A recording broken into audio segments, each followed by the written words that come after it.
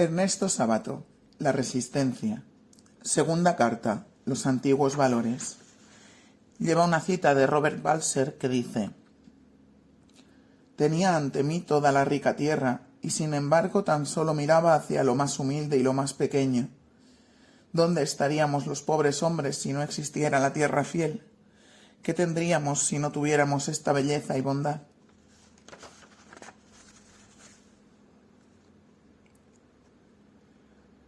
Después de recorrer durante horas la imponente quebrada de Humahuaca, hemos regresado a la antigua ciudad de Salta, tan hermosa en otro tiempo, hoy casi irreconocible, plagada de letreros y de edificios modernos que han roto la belleza de sus calles coloniales. Ya nada va quedando, como si nadie la mirara, aristócrata ciudad de Salta, como si también a ella le hubiera llegado este desencanto moderno que en nada pone empeño, que construye las casas para que se deshagan al día siguiente, ya sin frentistas ni viejos herreros. Por la tarde me he acercado a la histórica catedral, el santuario donde mañana miles de creyentes celebrarán la fiesta del milagro. Muchos de ellos hace días que vienen peregrinando para ofrecer sus candorosas promesas, tan simples como una flor de campo, y sus pedidos tan apremiantes como la comida, la salud o el trabajo. Sentado en la plaza volvieron mis obsesiones de siempre. Las sociedades desarrolladas se han levantado sobre el desprecio a los valores trascendentes y comunitarios, y sobre aquellos que no tienen valor en dinero sino en belleza. Una vez más, compruebo cómo se han afeado las ciudades de nuestro país, tanto Buenos Aires como las ciudades antiguas del interior. Qué poco se las ha cuidado. Da dolor ver fotos de hace años, cuando todavía cada una conservaba su modalidad, sus árboles, el frente de sus edificios.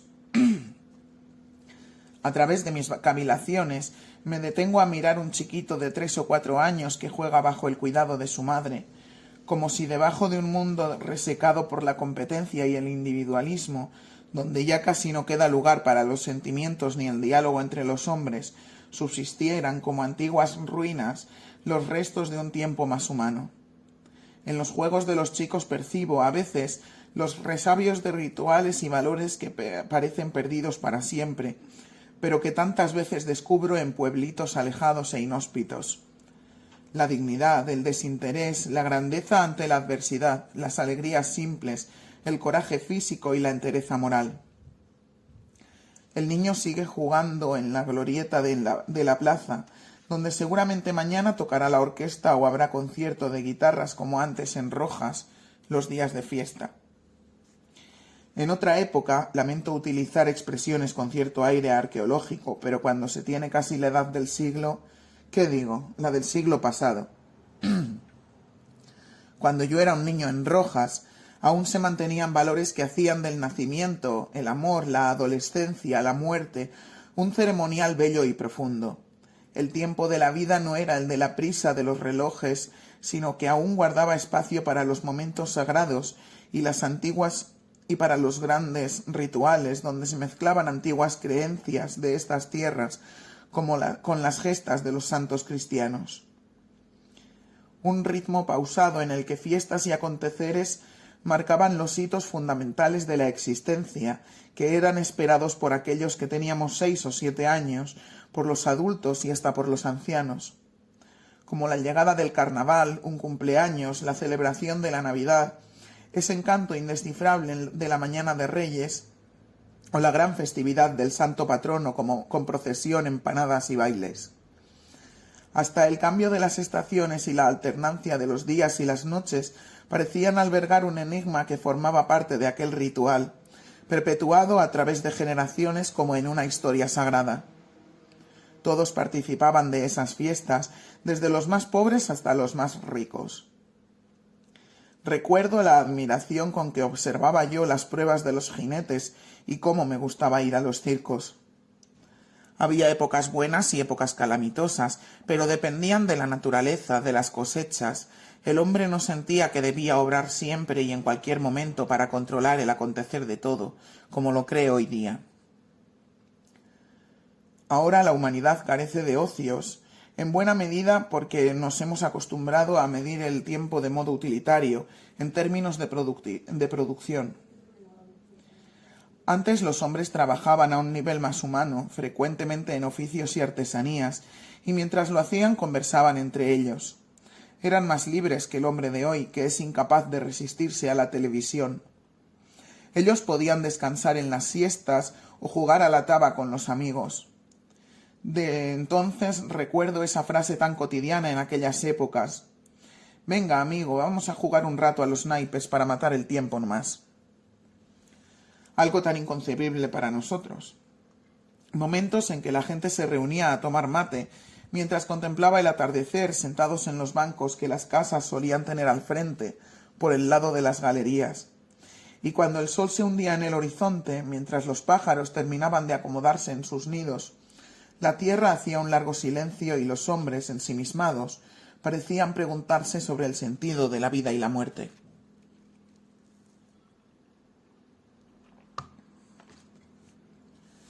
La vida de los hombres se centraba en valores espirituales, hoy casi en desuso, como la dignidad, el desinterés, el estoicismo del ser humano frente a la adversidad. Estos grandes valores como la honestidad, el honor, el gusto por las cosas bien hechas, el respeto por los demás, no eran algo excepcional, se los hallaba en la mayoría de personas. ¿De dónde se desprendía su valor, su coraje ante la vida? Otra frase de entonces, en la que nunca reparé como en este tiempo, era aquella de Dios proveerá. El modo de ser de entonces, el desinterés, la serenidad de sus modales, indudablemente reposaba en la honda confianza que tenían en la vida. Tanto para la fortuna como para la desgracia, lo importante no provenía de ellos. También los valores surgían de textos sagrados, eran mandatos divinos. Los hombres, desde que se encontraron parados sobre la tierra, creyeron en un ser superior. No hay cultura que no haya tenido sus dioses. El ateísmo es una novedad de los tiempos modernos. Ves llorar la Biblia junto a un calefón. Nunca antes pudo haber sido dicho. Y si no, volvamos a leer a Homero o a los mitos de América. Los hombres creían ser hijos de Dios y el hombre que siente semejante filiación puede llegar a ser siervo, esclavo, pero jamás será un engranaje. Cualquiera sean las circunstancias de la vida, nadie le podrá quitar esa pertenencia a una historia sagrada. Siempre su vida quedará incluida en la mirada de los dioses. ¿Podremos vivir sin que la vida tenga un sentido perdurable? Camus, comprendiendo la magnitud de lo perdido, dice que el gran dilema del hombre es si es posible o no ser santos sin Dios. Pero como ya antes lo había proclamado genialmente Kirillov, si Dios no existe, todo está permitido. Sartre deduce que de la célebre frase la total responsabilidad del hombre, aunque como dijo, la vida sea un absurdo. Esta cumbre del comportamiento humano se manifiesta en la solidaridad, pero cuando la vida se siente como un caos, cuando ya no hay un padre a través del cual sentirnos hermanos, el sacrificio pierde el fuego del que se nutre. Si todo es relativo, ¿encuentra el hombre valor para el sacrificio? ¿Y sin sacrificio se puede acaso vivir? Los hijos son un sacrificio para los padres, el cuidado de los mayores o de los enfermos también lo es. Como la renuncia a lo individual por el bien común, como el amor. Se sacrifican quienes envejecen trabajando por los demás, quienes mueren para salvar al prójimo. ¿Y puede haber sacrificio cuando la vida ha perdido el sentido para el hombre, o solo lo halla en la comodidad individual, en la realización del éxito personal? Por la mañana, en camino hacia el monumento a Güemes, ese héroe romántico y corajudo, me he detenido a mirar una calesita con sortija como las de mi pueblo. Y la emoción me cierra la garganta al pensar en la belleza pueblerina en la que me crié, esas simples galerías tan poco frecuentes en los chicos de hoy. Alegrías. Otro valor perdido es la vergüenza. ¿Han notado que la gente ya no tiene vergüenza y entonces sucede que entremezclados con gente de bien uno puede encontrar con amplia sonrisa a cualquier sujeto acusado de las peores corrupciones como si nada? En otro tiempo su familia se hubiera enclaustrado, pero ahora todo es lo mismo y algunos programas de televisión lo solicitan y lo tratan como a un señor. Desde la perspectiva del hombre moderno, las gentes de antes tenían menos libertad. Eran menores las posibilidades de elección, pero indudablemente su responsabilidad era mucho mayor. No se les ocurría siquiera que pudieran desentenderse de los deberes a su cargo, de la fidelidad al lugar que la vida parecía haberles otorgado. Algo notable es el valor que aquella gente daba a las palabras. De ninguna manera eran un arma para justificar los hechos.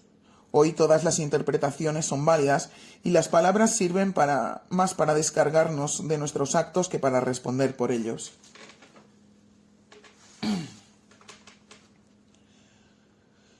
No quiero pesarlos con las anécdotas grabadas en mi memoria. Además, es probable que los más jóvenes no comprendan el alcance de los mitos, que son la experiencia de una vida remota e intemporal, cargada de significados que iluminan el presente. Como bien dice Eliade, cada concepción del mundo necesita ser vivida desde dentro para comprenderla, y el hecho de compartirla afianza la pertenencia y el vínculo entre los hombres.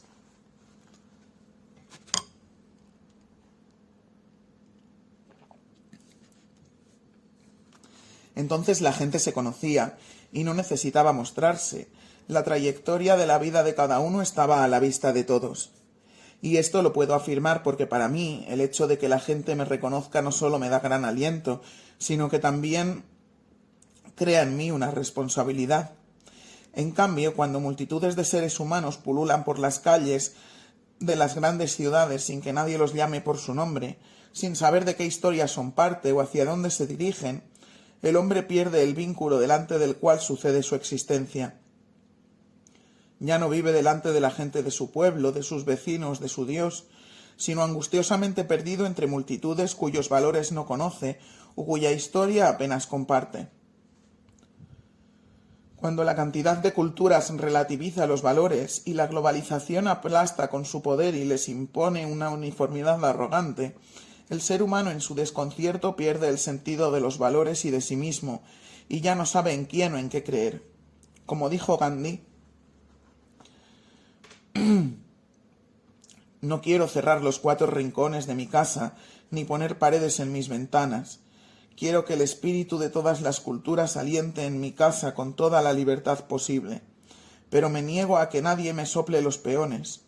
Me gustaría ver a esos jóvenes nuestros que sienten afición a la literatura, aprender a fondo el inglés y cualquier otra lengua, pero no me gustaría que un solo indio se olvidase o descuidase de su lengua materna, que se avergonzase de ella o que la creyese impropia para la expresión de su pensamiento y de sus reflexiones más profundas. Mi religión me prohíbe hacer de mi casa una prisión. En nuestro país son muchos los hombres y las mujeres que se avergüenzan, en la gran ciudad, de las costumbres de su tierra. Trágicamente, el mundo está perdiendo la originalidad de sus pueblos,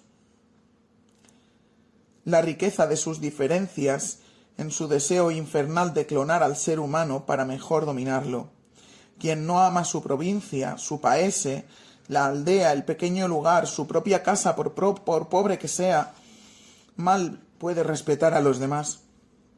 Pero cuando todo está desacralizado, la existencia es ensombrecida por un amargo resentimiento de absurdo.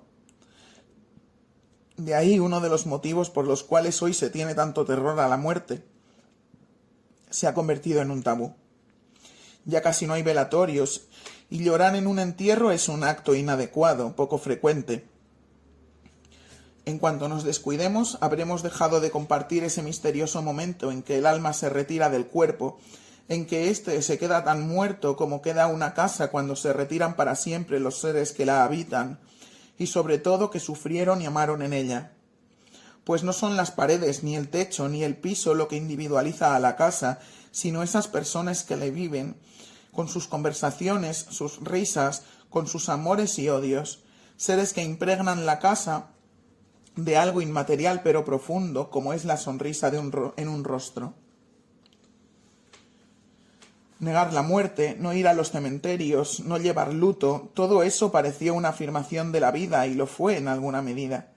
Pero paradójicamente se ha convertido en una trampa, una de las tantas que la sociedad actual ha fabricado para que el hombre no llegue a percibir las situaciones límite, aquellas en las que se nos desploma un mundo, nuestro mundo, las únicas que nos pueden sacudir de esta inercia en que avanzamos.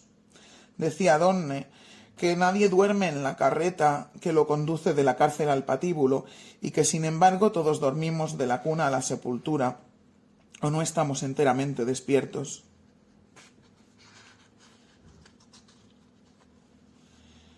Nada sabríamos de la vida sin la dolorosa conciencia de aquel misterio final. Así lo entendieron las culturas que identificaban a la diosa de la fertilidad con la divinidad de la muerte.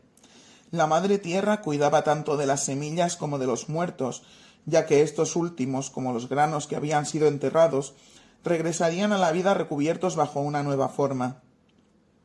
En China, en su milenaria tradición, las mujeres eran sepultadas con sus vestidos de bodas. Esta creencia en la fecundidad de la vida, más allá de la muerte, es universal y la expresan los símbolos que, aun sin que lo sepamos, están presentes en nuestros ritos fúnebres, como las velas que arden por el último cumpleaños de la persona que ha muerto, y las coronas que se le colocan para simbolizar su triunfo, el haber llegado a la meta, del mismo modo en que se corona a los atletas triunfantes. En nuestras provincias hay hermosas celebraciones como la difunta Correa, esa joven mujer que parte con su bebé en busca de su marido que ha caído prisionero. Ella cae muerta en el desierto, pero cuando la encuentran, los paisanos afirman que la criatura seguía mamando de ella, algo inconcebible para nosotros, pero pleno de poesía y de capacidad simbólica para los hombres de aquellas tierras que peregrinan al desierto sanjuanino para ser ayudados por ella. Con cuánta emoción hemos compartido en Santiago del Estero esa cena que sigue a la muerte de una criatura.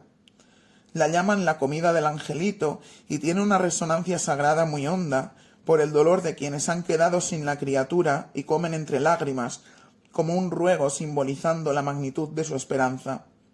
No por nada Dostoyevsky da final a los Karamazov con una narración semejante. El calor es insoportable y pesado. La luna, casi llena, está rodeada de un halo amarillento. No se mueve ni una hoja, todo anuncia la tormenta. Las montañas parecen iluminadas como una escenografía nocturna de teatro. Sin embargo, los jardines están todavía impregnados de un perfume intenso a jazmines y magnolias. La religión ha perdido influencia sobre los hombres y desde hace unas décadas los mitos y las religiones parecieron superados para siempre y el ateísmo se generalizó en los espíritus avanzados. Sin embargo, en estos años, el hombre en su desesperación ha vuelto su mirada hacia las religiones en busca de alguien que lo pueda sostener. Todo esto, me dirán, no son más que leyendas, cosas en las que se creía antes. Sin embargo, cuando el pensamiento y la poesía constituían una sola manifestación del espíritu que impregnaba desde la magia de las palabras rituales hasta la representación de los destinos humanos, desde las invocaciones a los dioses hasta sus plegarias, el hombre pudo indagar el cosmos sin romper la armonía con los dioses. Hoy no tenemos una narración, un relato que nos una como pueblo, como humanidad y nos permita trazar las huellas de la historia de la que somos responsables. El proceso de secularización ha pulverizado los ritos milenarios, los relatos cosmogónicos, creencias que fueron tan enraizadas en la humanidad como el reencuentro con los muertos, los poderes sanadores de un bautismo o el perdón de los pecados.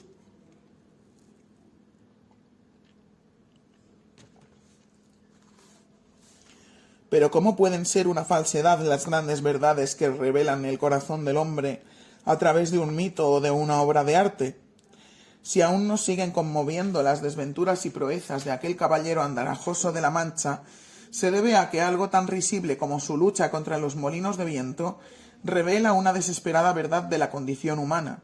Lo mismo ocurre con los sueños. De ellos se puede decir cualquier cosa, menos que sean una mentira. Pero al sobrevalorarse lo racional, fue desestimado todo aquello que la lógica no lograba explicar. ¿Acaso son explicables los grandes valores que hacen a la condición humana, como la belleza, la verdad, la solidaridad o el coraje? El mito, al igual que el arte, expresa un tipo de realidad del único modo en que puede ser expresada. Por esencia, es refractario a cualquier tentativa racionalizadora y su verdad paradójica desafía a todas las categorías de la lógica aristotélica o dialéctica.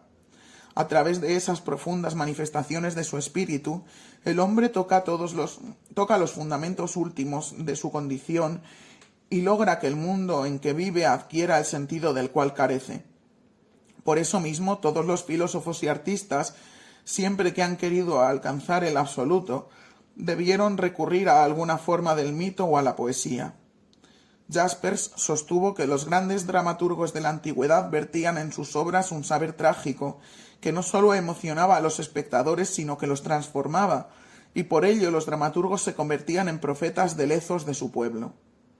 Y el propio Sartre, cuando intenta revelarnos el drama de los franceses bajo el dominio de los nazis, escribe Las moscas, que en esencia no es otra cosa que una adaptación del antiguo drama de Esquilo, Orestes, aquel héroe trágico que valientemente luchará por la libertad.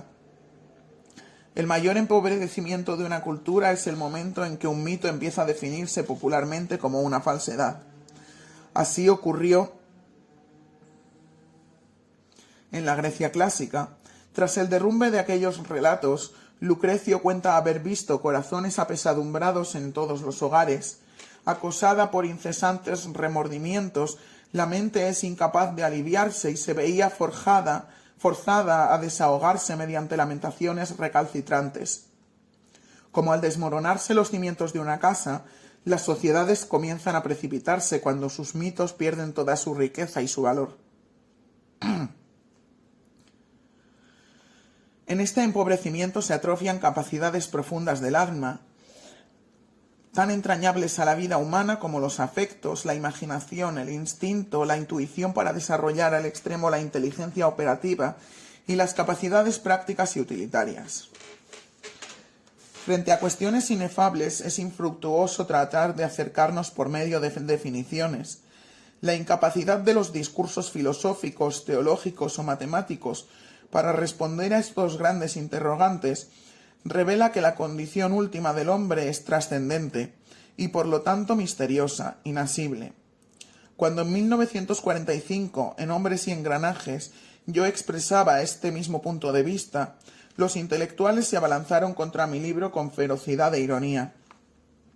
Pero ahora, ante la vulnerabilidad o el fracaso de la razón, de la política y de la ciencia, el ser humano oscila en el vacío sin encontrar dónde enraizarse, ni en el cielo ni en la tierra, mientras es atragantado por una avalancha de información que no puede digerir y de la que no recibe alimento alguno.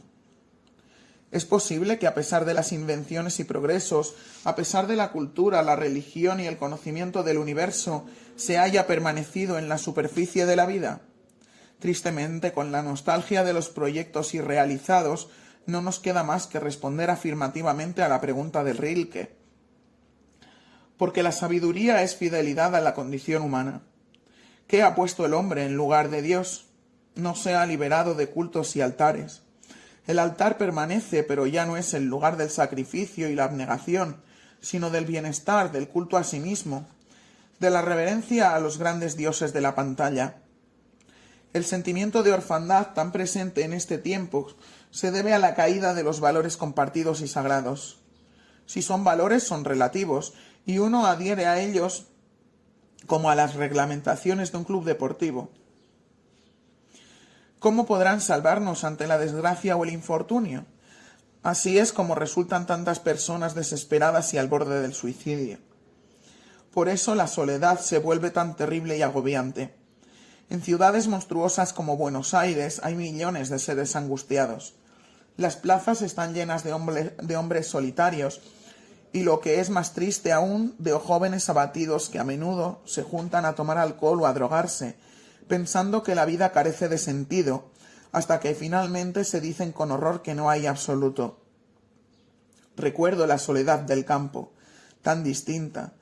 Era esa soledad de la llanura infinita que le confería al hombre una tendencia natural a la religiosidad y a la metafísica.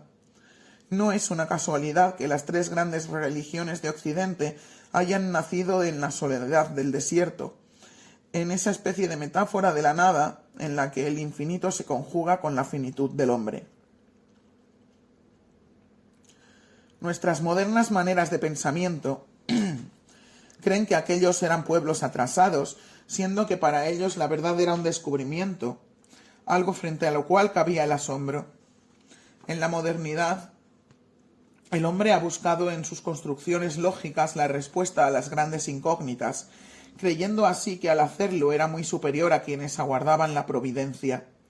Pero hoy en día tantos golpes ha recibido el orgulloso intelecto humano que estamos en condiciones de abrir los ojos a creencias impensables hace unos años.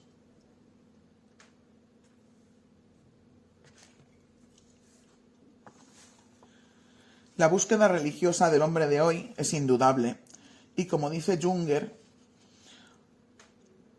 lo mítico vendrá sin lugar a dudas, se encuentra ya en camino. Más aún, está ya siempre ahí, y llegada la hora, emerge a la superficie como un tesoro. Ya los jóvenes han empezado a buscar de una manera nueva en las religiones, pero no debemos engañarnos. Muchas veces aparece como algo superficial, capaz de adaptarse a cualquier manera de vivir, un techito confortable que nadie pidiera, sin el abismo de la fe que entraña la verdadera religiosidad. No hablo por añoranza de un tiempo legendario del cual aquellos que lo vivimos nos pudiéramos vanagloriar. Es necesario admitir que muchos de estos valores eran respetados porque no se vislumbraba otra manera de vivir. El conocimiento de otras culturas otorga la perspectiva necesaria para mirar desde otro lugar, para agregar otra dimensión y otra salida a la vida. La humanidad está cayendo en una globalización que no tiende a unir culturas, sino a imponer sobre ellas el único patrón que les permita quedar dentro del sistema mundial. Sin embargo, y a pesar de esto, la fe que me posee se apoya en la esperanza de que el hombre, a la vera de un gran salto, vuelva a encarnar los valores trascendentes, eligiéndolos con una libertad a la que este tiempo providencialmente lo está enfrentando.